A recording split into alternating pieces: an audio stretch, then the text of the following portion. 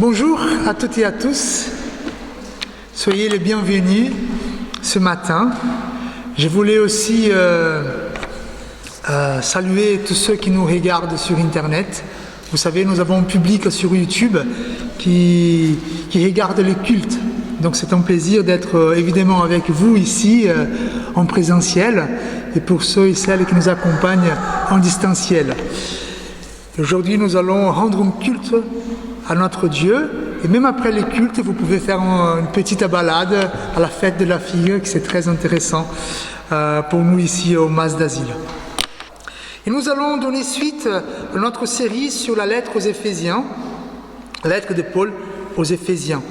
Et nous allons, nous ne sommes pas pressés, donc nous allons doucement essayer de comprendre ce que Dieu, il comprend, ce que Dieu veut nous faire comprendre concernant l'Église, son Église.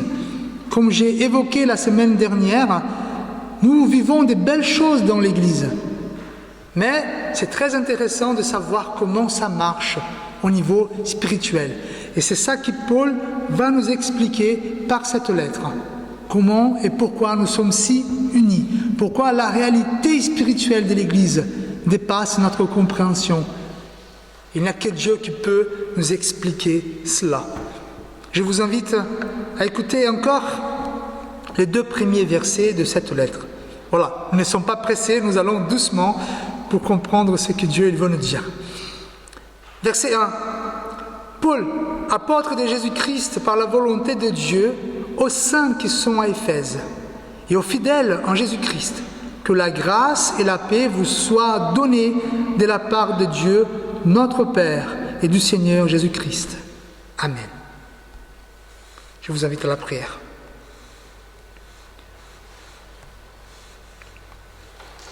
Seigneur, Père éternel, viens nous bénir ce matin par la compréhension de ta parole. Cette parole qui nous nourrit intellectuellement, certes, mais aussi qui nous nourrit spirituellement. Viens, Seigneur, nous parler, nous apprendre, nous montrer comment ton Église, elle est, et pourquoi nous sommes si unis. Amen. Nous allons continuer. Donc, la semaine dernière, nous avons vu que Paul, il souhaite parler de l'Église. Cette lettre aux Éphésiens, c'est une déclaration de l'Église. Et quand on parle de l'Église, on ne parle pas du bâtiment, on ne parle pas du temple, on ne parle pas des murs, des pierres matérielles, mais on parle du corps de Christ. C'est une analogie, l'Église, c'est une analogie pour parler du corps de Christ.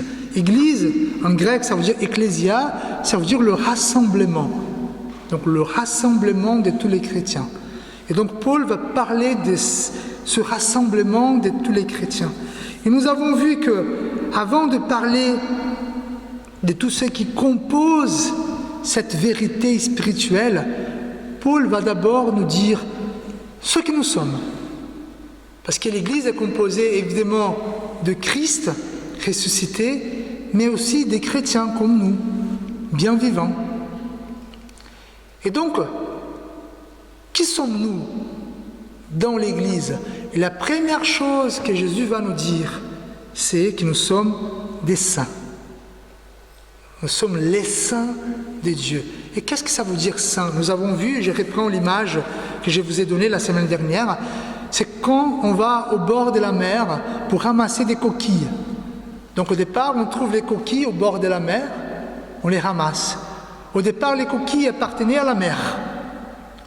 Et donc, en prenant une coquille, on va la nettoyer et on va la garder. Et à partir de ce moment, cette coquille nous appartient. Et c'est ça que Jésus fait. Nous sommes saints parce que saint, ça veut dire séparé. Et ça veut dire que nous appartenons à Dieu. Dieu nous a choisis, il nous a pris. Et maintenant, nous n'appartenons plus à la mer. Nous appartenons à Dieu. C'est ça ce que ça veut dire saint. Ceux qui sont séparés et ceux qui appartiennent à Dieu. Voilà.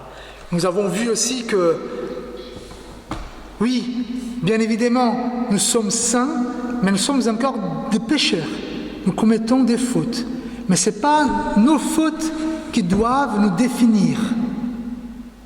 Parce qu'on évolue dans la vie. On laisse de côté les choses que nous avons faites. Mais c'est la sainteté qui doit dire qui nous sommes.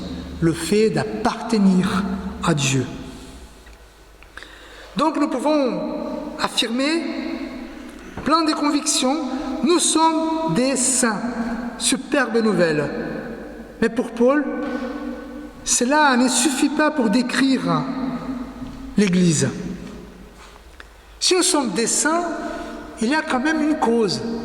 Pourquoi Dieu a choisi de nous prendre? Pourquoi Dieu nous a choisis? Pourquoi Dieu a décidé de nous séparer? Et nous allons voir la cause. Dans ce petit texte, qu'est-ce que nous allons lire? Aux saints qui sont à Éphèse et aux fidèles en Jésus-Christ. Et nous avons ici quelque chose de très important. Fidèles en Jésus-Christ. Évidemment, ce petit texte n'explique pas la doctrine de l'union avec Jésus. Paul va nous l'a expliqué plus tard. Mais Paul souhaite de nous faire comprendre d'emblée le fait d'appartenir à Dieu n'est pas possible sans être en Jésus, sans être en lui et croire à ce qu'il a fait. Je vous explique. Paul adresse cette lettre à ceux qui sont en Christ, aux saints et à ceux qui sont en Christ. Et cette expression en Christ, c'est quelque chose de très important pour Paul. Pourquoi? Parce que déjà, il va employer cette expression être en Christ 12 fois à la lettre aux Éphésiens, ça veut dire que c'est quelque chose de très important. En plus, il va utiliser plusieurs formes pour parler de ceux qui sont en Christ, à peu près 22 fois. Donc, être en Christ est une idée centrale dans la vie du chrétien. Dans ce contexte, il parle de ceux et celles qui sont en Christ. Même le texte que nous avons lu par rapport au pardon des péchés, qu'est-ce qu'il a dit en Romains 8? Il n'y a donc maintenant aucune condamnation pour ceux qui sont en Jésus-Christ. Cette idée indique que les chrétiens et Christ ont une relation dynamique et vivante et qu'ils sont unis. C'est vrai. Là, on dit que c'est une vérité mystique. C'est le mystère. On ne comprend pas. Franchement, au niveau scientifique, au niveau matériel, au niveau atome, je ne peux pas vous expliquer comment ça marche. Mais ce que Paul est en train de dire, que nous sommes un avec Jésus-Christ. On continue. Donc, frères et sœurs, l'Église est composée des saints qui sont en Jésus-Christ. La marque du peuple de Dieu est le fait d'être en Christ. Nous sommes un en lui. Peut-être que vous me dites, là, mais Fabio, c'est difficile à comprendre. Oui, c'est difficile, mais on continue. Alors, comment faire? Quoi faire pour être en Christ? Quoi faire pour être dans cette union mystique? Il y a une condition quand même. Quelle est la condition? Je reprends un texte très connu dans la Bible, Jean 3, 16.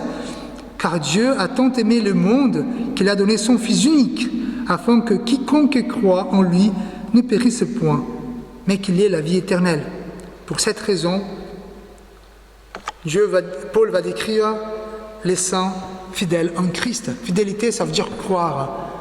Donc, pour que nous soyons unis en Jésus-Christ, il faut croire qu'il a existé. Mais attention, Paul il va dire fidèle en Jésus-Christ. Ça change tout. Pourquoi? Parce que croire que Jésus en tant qu'homme a existé, aujourd'hui on ne pose pas beaucoup de questions. La plupart des historiens ils sont d'accord qu'un homme qui s'appelait Jésus a bien vécu en Judée, au monde antique. Même les athées sont d'accord avec ça. Ils sont d'accord que Jésus a existé, donc Jésus en tant qu'homme a bien existé. La plupart des gens sont d'accord. Mais Paul, il va mettre Christ. Qu'est-ce que ça veut dire Christ? Évidemment, Christ n'est pas le nom des familles de Jésus. Christ, ça veut dire loin. C'est lui qui a reçu l'Esprit Saint. En hébreu, ça veut dire Messie, le Messie. Donc, croire en Jésus, c'est pas seulement croire qu'un homme a vécu à 2000 ans avant. C'est croire que cet homme-là, Jésus, il est l'envoyé des dieux. Il est le propre Dieu. C'est lui qui a vécu. C'est lui qui a fait des miracles. C'est lui qui a été mort. Et c'est lui qui est ressuscité. Et donc la condition pour être en Jésus-Christ, pour être un seul corps avec lui, c'est de croire que Jésus, le Fils de Dieu, a existé. Voilà, c'est la seule condition. Et une fois que nous sommes un Christ, nous sommes séparés, nous appartenons à Dieu.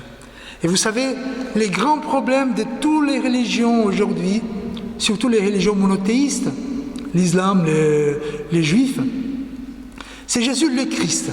Vous savez, les juifs, ils croient que Jésus a existé. Pas de problème. Les musulmans, même au Coran, il y a Jésus comme le prophète. Il n'y a aucun problème. Les grands problèmes par rapport à ces religions, c'est Jésus le Christ, en tant que Fils de Dieu. Et donc pour nous, les chrétiens, nous venons de réciter ensemble le symbole des apôtres. Je crois en Jésus-Christ, son Fils unique, notre Seigneur. Et ça change tout. L'Église dont Paul parlera, et celle qu'il va exalter au long de sa lettre, il dit que pour cette Église, pour accéder au royaume de Dieu, il faut passer par une porte étroite. Vous connaissez la parabole de Jésus en Matthieu 7. Il dit que pour accéder au royaume de Dieu, il faut passer par une porte étroite. Il va dire que c'est très difficile. En fait, le sens principal de ce texte, ce n'est pas que c'est très difficile de passer par la porte étroite. C'est impossible pour tous les hommes et pour toutes les femmes de passer par cette porte étroite. Il y a une seule personne qui passe par cette porte. C'est qui cette personne? C'est Jésus-Christ. Donc comment moi et vous, nous pouvons passer par cette porte étroite? C'est ce que Paul vient de dire. Être en Jésus-Christ.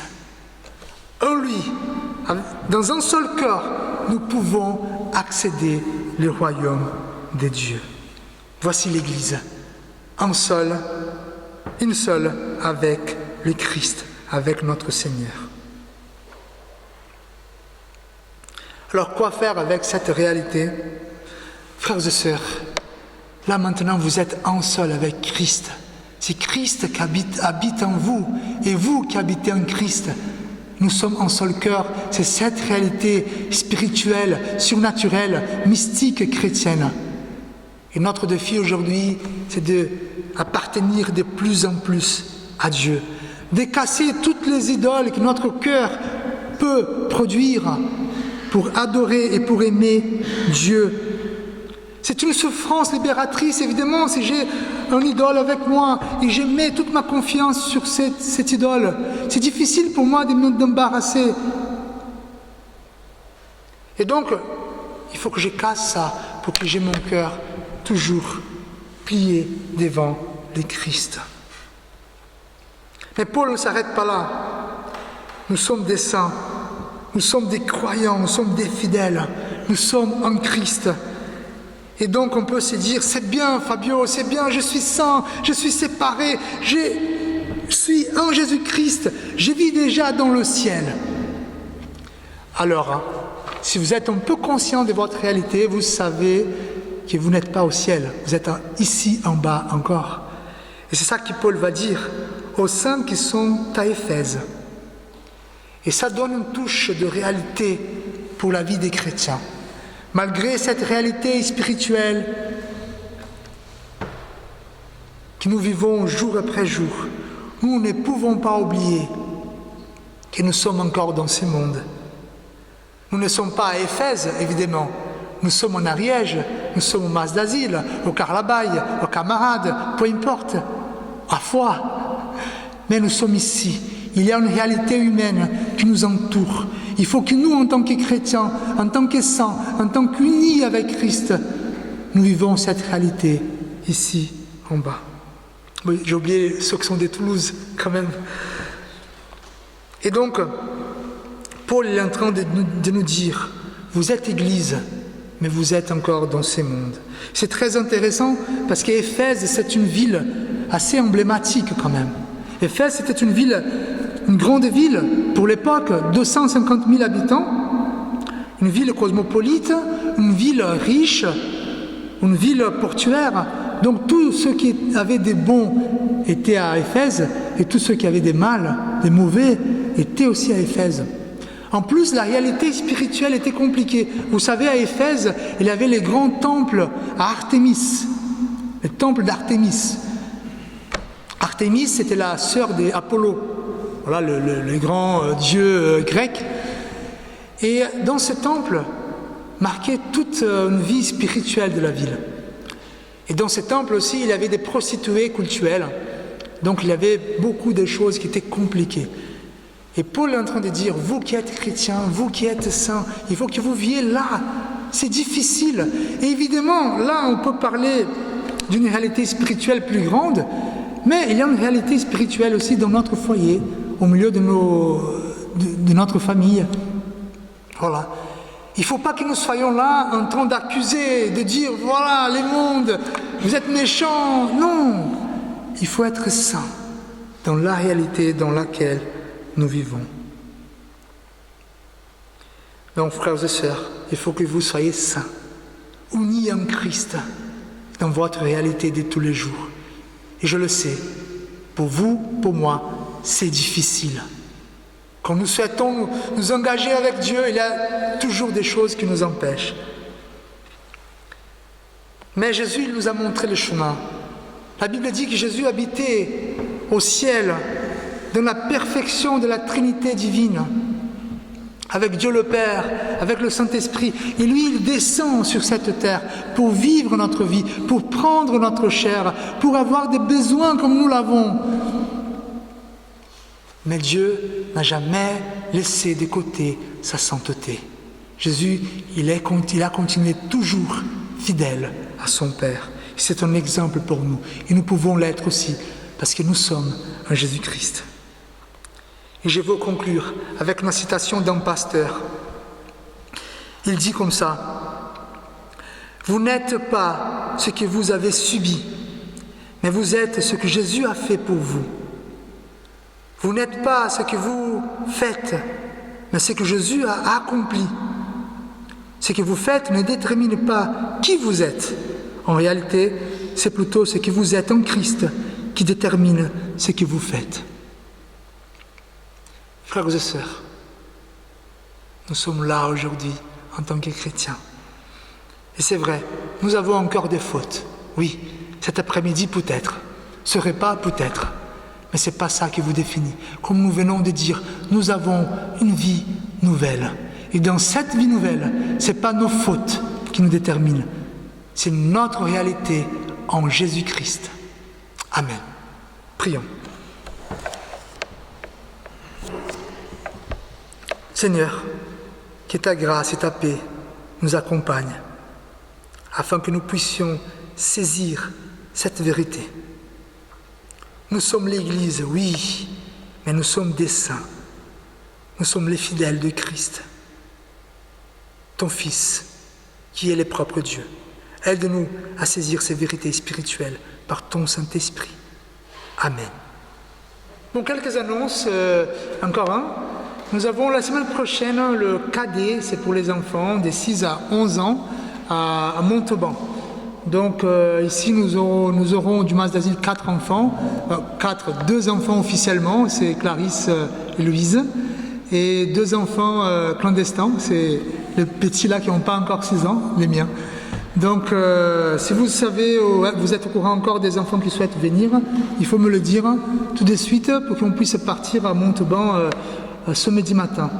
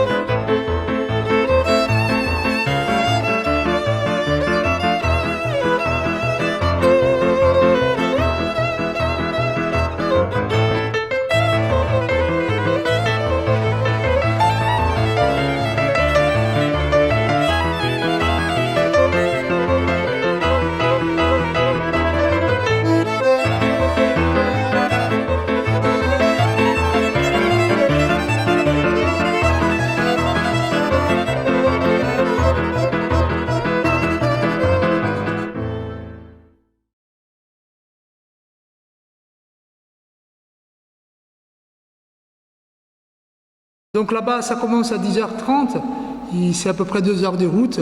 Donc on parlera avec les parents pour décider l'heure que nous allons quitter le mas d'asile. N'oubliez pas, je vous invite à prier pour nous. La deuxième annonce, c'est l'école biblique. Nous allons reprendre cette école biblique. Voilà, nous avons eu des réunions le mois de septembre. On voulait bien démarrer en septembre, mais nous allons faire la rentrée en octobre. Voilà, donc vous pouvez récupérer au fond du temple, il y a les dates, il y a la programmation, une petite invitation. Donc si vous avez des enfants, des petits-enfants et vous souhaitez le leur donner, n'hésitez pas à récupérer au fond du temple. Moi j'ai pensé à Nathanaël, si un jour il viendra avec ses enfants pour participer avec nous. Voilà, c'est toute la journée. En fait, ça commence au culte. Nous aurons des chants pour les enfants aussi. Il va jusqu'à 5 heures. Je n'ai pas mis là-bas, mais sur les tracts, il y a 11 heures le culte, midi et demi, c'est le repas tiré des sacs. Ce qui est bien pour vous qui n'avez pas d'enfants, en fait, nous allons faire un repas de l'église ici. À chaque date, là, à chaque école biblique, tous les paroissiens sont invités à faire un repas tiré du sac avec nous, ici au jardin. Évidemment, s'il fait bon, s'il pleut, s'il fait trop froid. Mais le but, c'est de mettre les enfants en contact avec la paroisse. Voilà. Et à 14h, c'est l'école biblique qui démarre. Nous avons les goûters à 16h30 et après 17h la fin. Donc je vous encourage vraiment à partager cela pour les enfants.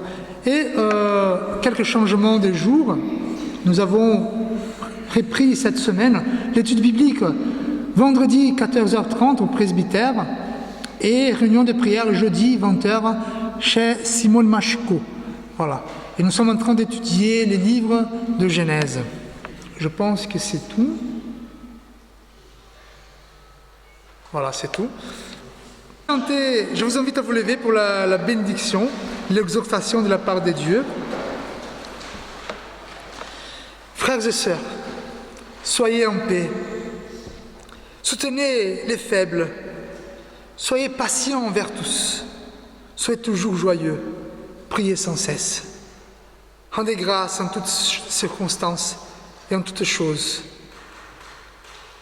Que l'amour de Christ, que la grâce et la lumière du Fils soient sur vous, aujourd'hui et à jamais.